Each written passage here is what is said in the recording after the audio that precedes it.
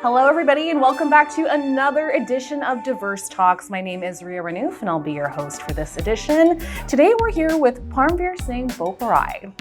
Parmvir Singh Boparai is a registered clinical counselor with DIVERSEcity and the owner of Atlas Counselling. He has supported individuals and families through challenges like anxiety, grief, and cultural transitions. His approach is grounded in third-wave evidence based in modalities such as CBT and DBT and solution-focused therapy. Before I continue, what does CBT and DBT stand for? CBT stands for Cognitive Behavioral Therapy, and DBT stands for Dialectical Behavioral Therapy. And they kind of differ on using emotions as a groundwork for therapy and versus thoughts. Gotcha. Perfect. Thank you for clarifying. Parm is also dedicated to creating safe, compassionate spaces for healing and growth. So, as you probably guessed, we're going to talk to Parm today about mental health in Canada. Of course, mental health concerns have been on the rise in this country and just generally all around the world. And youth in vulnerable communities are especially at risk. So just as an example of a statistic, 5 million Canadians may be suffering and help isn't always available or the right fit. So Parm, thank you so much for taking the time today to sit with me and to join us for this Diverse Talks chat. Well, thank you for having me. It's a pleasure to be here, and it's a really important topic, part of the reason why I got into the field, and I am excited to talk about it. Let's go ahead, let's dive into it. So we mentioned right off the top, mental health is 100% a growing concern. In your observations or your experiences, what do you think is driving these concerns around mental health for Canadians? And how about specifically when it comes to cultural communities? Important question.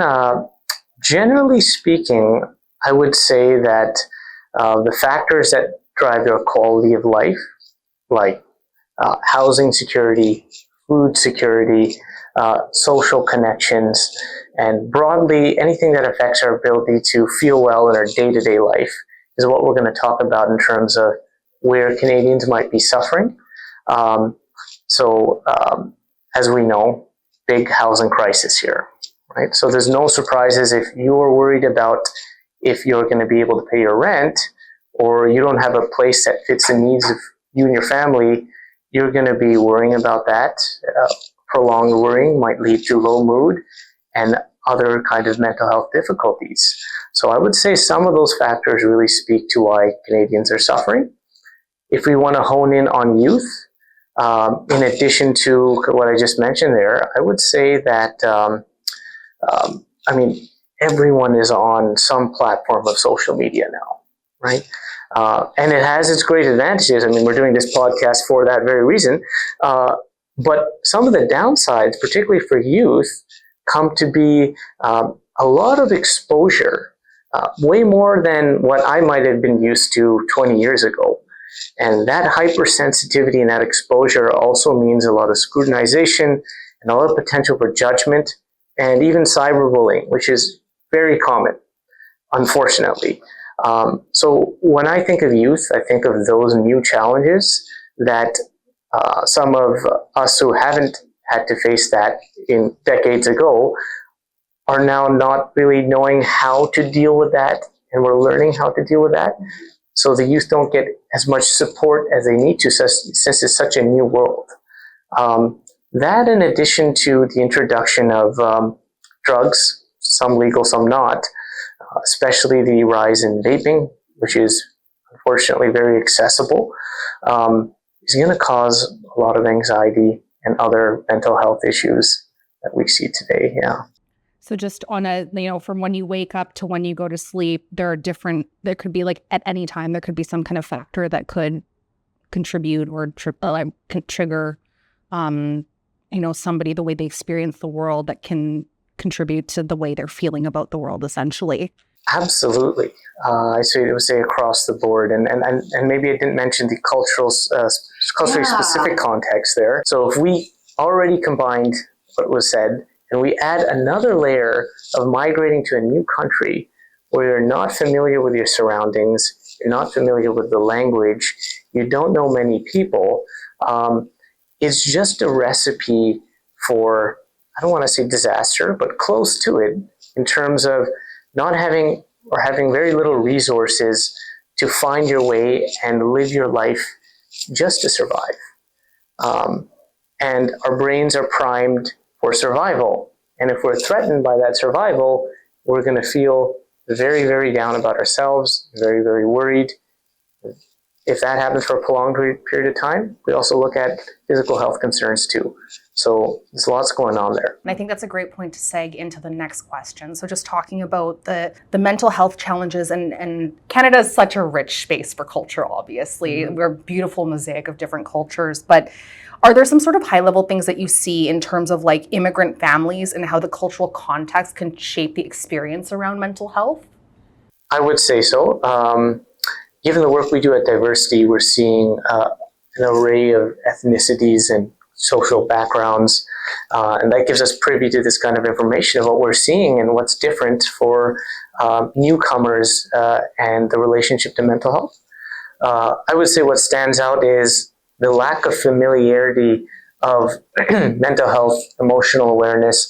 Not that they're any less off, but that type of philosophy hasn't been as standardized as it is in the West.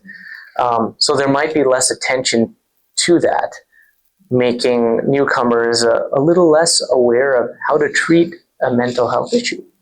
So therefore, I would say that one big thing that sticks out is the lack of awareness and the stigma to actually express what their needs are, because in some cultures that might be seen as shameful. So if it is, there's a reluctance to actually express what you need to. In addition to, I would say, when we're talking about immigrant families, we're talking about multi-generations in spaces. So we have adults or parents coming over, and then we have their children coming over, both of which might not know how to, for themselves, appropriately deal with some mental health challenges. And if you're living in the same family together, it makes it all the while harder to try to cope with that. Not even actually for immigrant families, just for families that might have been born and raised in Canada too. I think that's an important piece to consider when we're talking about how to navigate through that. In terms of like things being offered, resources that are being offered, why is it important to have culturally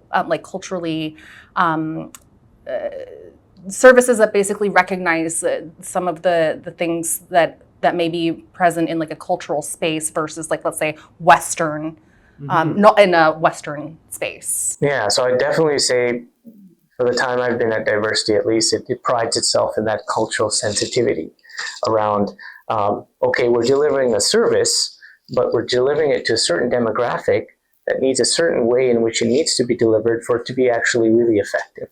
So I would say the ways DIVERSEcity does that starts by having employees and people who work in the organization who identify with those same cultural sensitivities. To me, that automatically gives you a step up on knowing the cultural context. If I'm sitting in a room with a therapist and that therapist looks like me, they act like me, they know my background from a shared cultural context, they automatically will understand me to a degree that a therapist who isn't of the same background wouldn't. In the work like I do, if I were to, because I identify as Punjabi, that's my ethnicity, if I were seeing a Punjabi client, they could say terms to me that they practice, maybe religiously or otherwise, that I can get. And they feel comforted by me getting it, thereby allowing them to share more.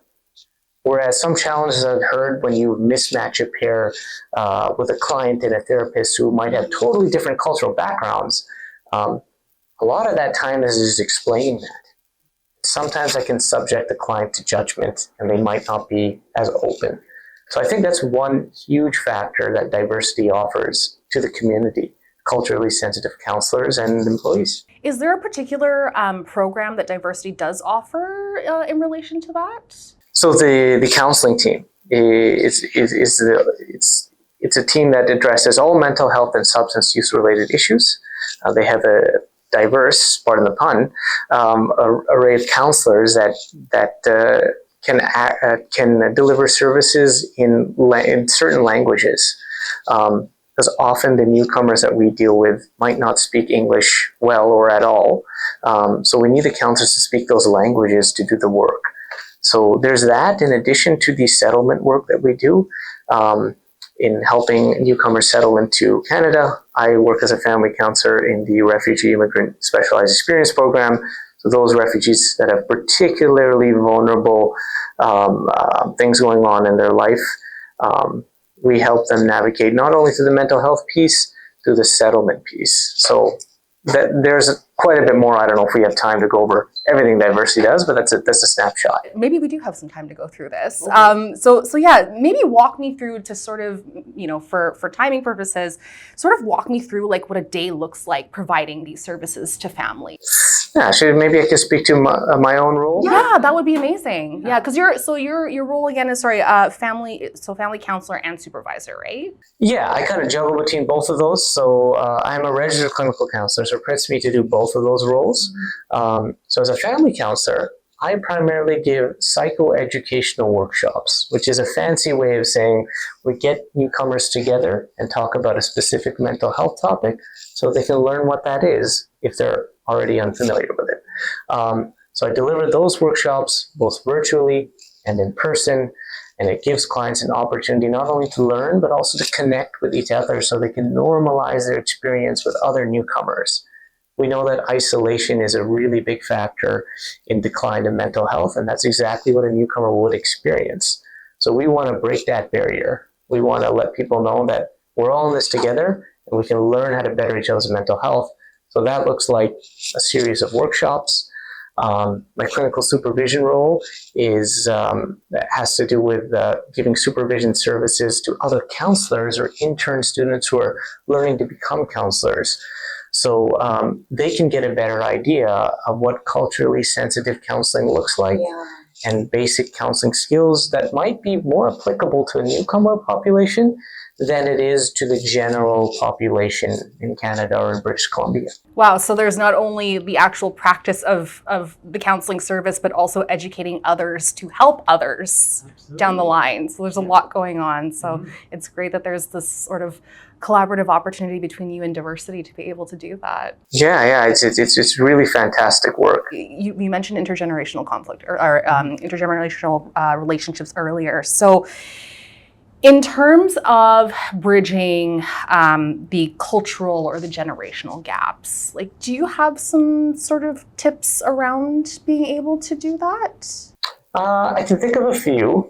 What I would say is the challenges that particularly newcomer families face there is sometimes a reliance on the family members who have the most capability to settle. So that's kind of a way of saying that if there's someone in the family who actually knows better English and is a better navigator around their community, that person gets a lot of pressure on them to do a lot of heavy lifting for the family if the other people can't. And who does that end up being more, I wonder? It's the youth, because they're put into schools to be taught this at a younger age, whereas their parents, who came from a different country, don't have the opportunity of doing that always. So what I would